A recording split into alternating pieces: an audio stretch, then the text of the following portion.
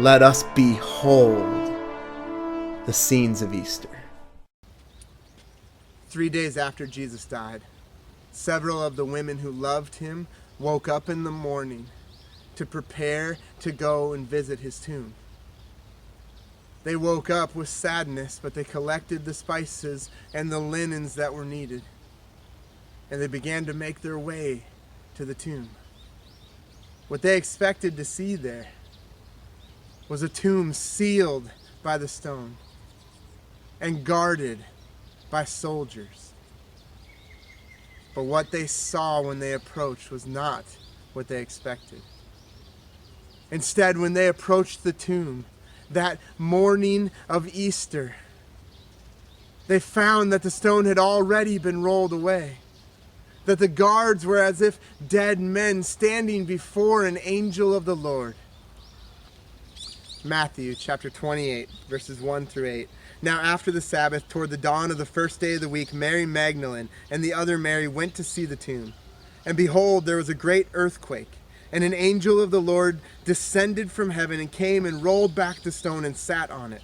His appearance was like lightning, and his clothing white as snow. And for fear of him, the guards trembled and became like dead men. But the angel said to the women, "Do not be afraid, for I know that you seek Jesus who was crucified. He is not here. He has risen, as he said. Come see the place where he lay. Then go quickly and tell the disciples that he has risen from the dead. And behold, he is going before you to Galilee. There you will see him. See, I have told you." So they departed quickly from the tomb with fear and great joy, and ran to tell his disciples. Though they awakened that morning with sadness, here at the grave, here at Jesus' tomb, they have welled up inside of their heart a new hope and great joy. And so they leave the tomb to go and tell the disciples. They run to them and they say that this morning as they came to the tomb, the stone was rolled away and Jesus was not there. Peter and John, they catch the vision and they run to the tomb. And they find it just as they had said. And so, welling up now in the hearts of the disciples too, was a renewed hope and an unfettered joy. And an unfettered joy. I want to read another passage to you from Psalm chapter 30, verses 4 and 5. Psalm chapter 30, verses 4 and 5. Sing praises to the Lord, O you saints, and give thanks to his holy name. For his anger is but for a moment, and his favor is for a lifetime. Weeping may tarry for the night, but joy comes with the morning.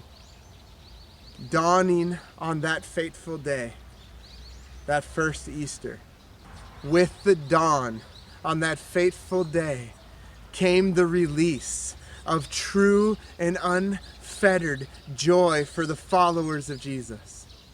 Though the anger was poured out on Jesus, though the anger of God was poured out on Jesus just a few days before, and they went to bed weeping, in the morning came pure and unfettered joy. And now on this side of the cross, as we look back on what Jesus has done, as we behold the scene of Easter morning, it should well up in our heart too, an unfettered joy. It doesn't matter the circumstances that are around us. It doesn't matter what life may throw at us. It doesn't matter the turmoil within our heart in terms of our standing with God.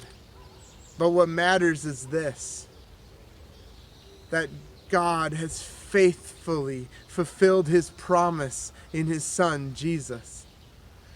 That he died to pay the price for our sin and our inner turmoil. And that he has risen from the grave, showing that he has power over life and death. And so in spite of all our circumstances, we can find unfettered joy in the resurrection of Jesus.